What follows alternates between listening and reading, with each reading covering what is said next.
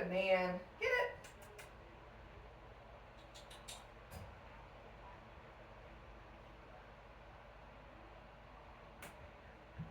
This is Batman's week 3 video recap. So we're starting out with just a little bit of play with the flirt pole. Doesn't seem overly interested in it today, but we'll play for a minute here. You just want to work, bud? Get it. Get it. Good man. Good boy. All right, I guess we'll get started since he's not too overly interested in that today.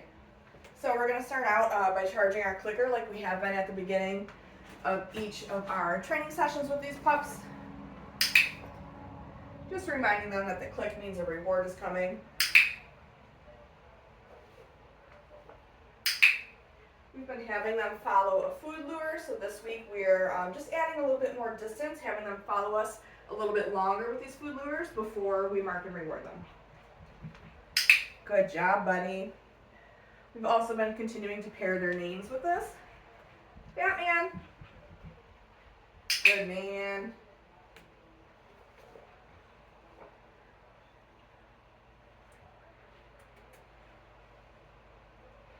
Batman.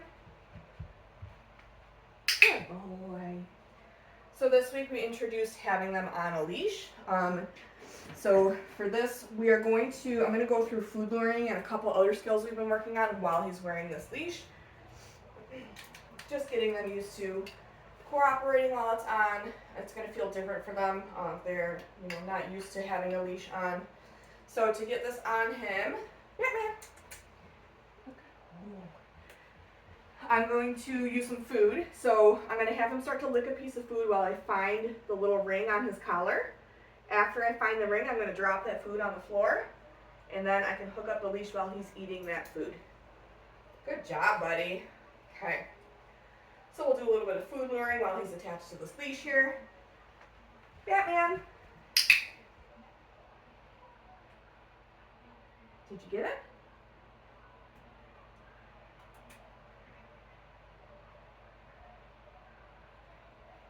Batman. Good. We've also been working on their sits, their downs, and hand targets. Touch. Good man.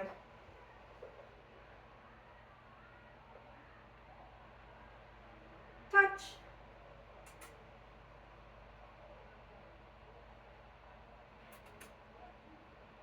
Yes, good boy.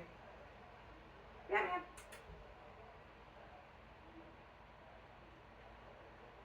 Batman, sit. Good man.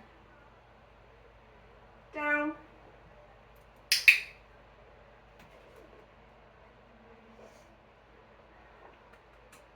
Go get it.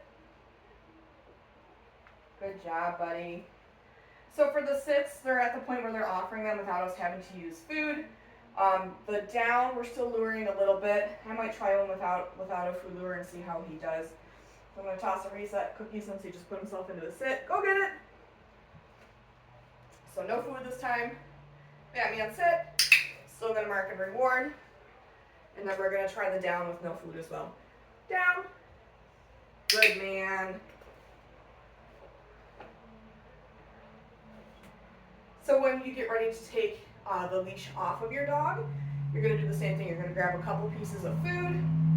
You're going to get him nice and connected to that piece of food while you find where the leash is connected to the collar, and then you can unclip it while he's eating that food. Good job, buddy. It's a nice, easy way to get the leash on and off your dog with minimal fuss. Okay, so we're going to practice some of those same skills without the leash on now. Batman, touch. Good boy. Down.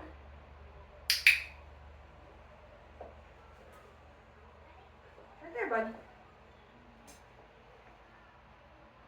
Go get it. Batman, sit. Good man. Good job, bud. Go get it. We're going to move right into our flying cookie game. Batman.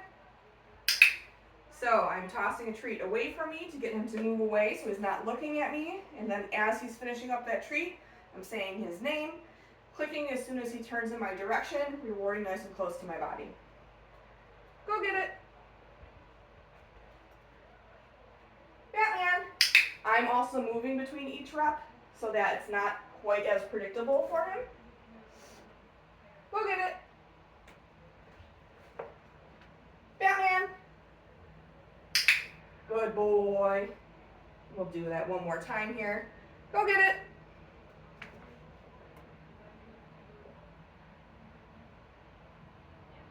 Did you find it? Batman. Good boy. Good job, bud. Okay, so we're going to move right to our mat skill next. So I am going to toss a get it cookie to get him to move away from me while I put this down because he finds it very interesting when I'm initially putting it down. Don't want him trying to chew on it. It's not a toy. Go get it. So he's busy eating that food while I get this down. Whoops, you were too quick for me. Let's try again.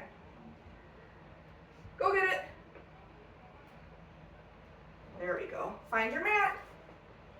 So in week 3, we are trying to get the dogs to find down position on the mat. Beautiful. And then while they're on the mat, we're just taking a couple steps away, making sure they're staying in that nice down position.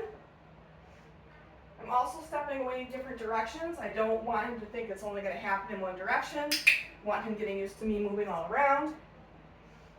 And then I am also going to be releasing him in different directions as well. Go get it. For the same reason, I don't want him to think he can only get on and off of place from one direction. Find your mat. Good man.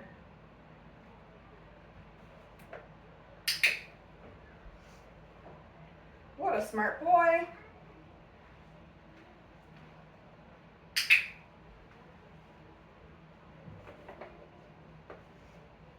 Go get it. And we'll do that one more time. Batman, find your mat. So I'm going to wait to see if he offers me that down. There it is. Good boy.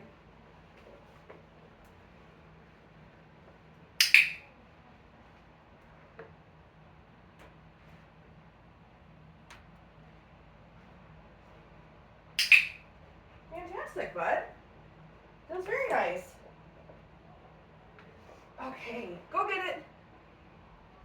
Move this up and out of the way.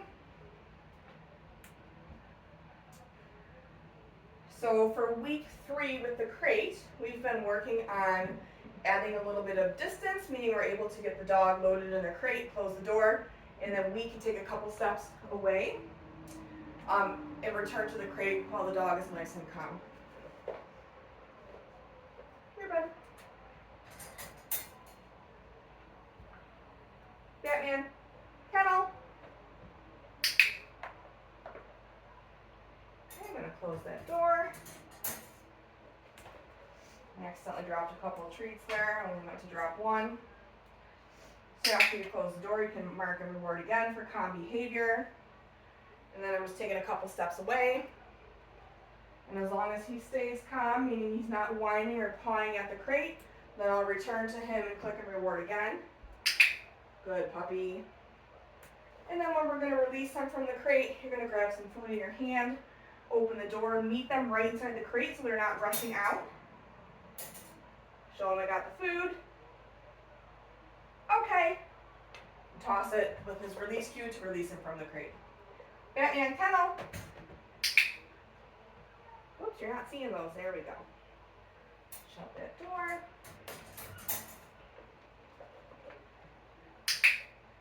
Click and reward for that calm behavior. So same with, like we were doing with the mat, you want to kind of walk away in different directions to get your dog used to you moving anywhere in the space, not just in one specific area. What a good boy, you're so calm. And then again, when we're going to let them out, going to meet them right at the door with a piece of food. Okay.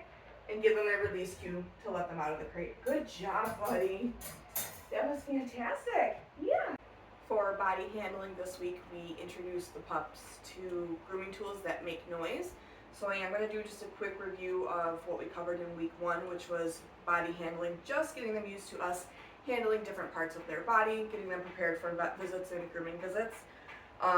Week 2, we introduced the nail clippers and a brush, and then we'll go into this week, which is the grooming tools that make noise. So first thing I'm going to do is go over handling your dog's ears, mouth, and eyes. So he's in a down position right now, which is fine for this one, if we're doing anything with their head. I do apologize, I'm wearing black. He's a black dog. Hopefully you can see this okay in the video. So first thing I'm going to do is get him nice and connected to a piece of food, and I'm going to handle his ear a little bit, just kind of massaging it, adding a little duration, some light pressure to it. Yes! Making sure we can get a good look in those ears. We'll do the other side here. Yes. For the eyes, we're just going to gently pull back his eyelid so we can get a good look at his eye here. Yes, good boy. And then for the mouth, you just want to lift up the lip on either side so we can get a good look at his teeth here. Yes, good boy. So once we move into the paws and the tail, you do need to have your dog standing up if possible. So let's see if we can get you moving here, buddy. There we go. So for the paws, if you remember, we were kind of starting out like up at the shoulder blade and then sliding our hand down and picking up a paw. This week we're adding a little bit of duration, kind of working on isolating one toe and getting that nail out, preparing them to have their nails trimmed. Yes, good job, buddy. You're sitting on me here. We'll do that with the back foot here. So same thing, kind of starting at a nice neutral spot. Whoops. Let's do a reset, bud. Go get it.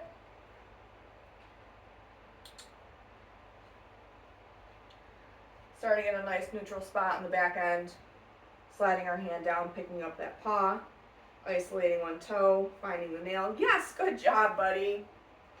And then for the tail, we are working on the same thing with that, adding a little duration and a light pressure. Hi, buddy.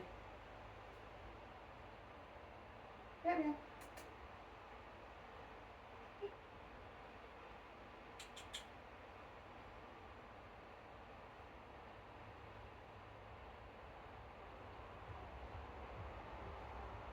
Here we go. So just holding up his tail, adding a little bit of light pressure to prepare him for getting his temperature taken. Good job, buddy. In week 2, we introduced grooming tools, so a brush and a pair of clippers. Hey, man. So for the brush, we started flat side first, just taking it nicely, nice and gently along his spine here. Yes. And then we flipped it over so that he could feel the bristles. Come on, bub. Yes. You're a lazy boy today. And then for the nail clippers, it was similar to how we were handling his paws. We're just adding the clippers into the mix here.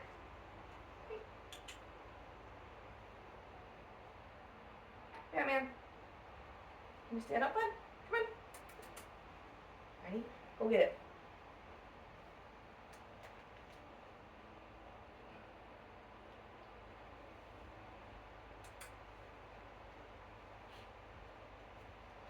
So, taking my hand down the side here, down his leg, lifting up the paw with the clippers. Yes!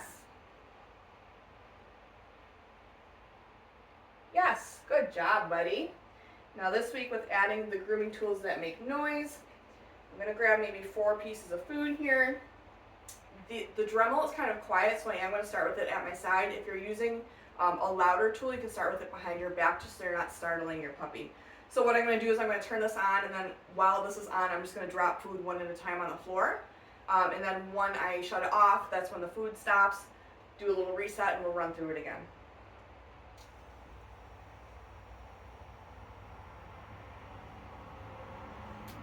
Good job, buddy. Go get it.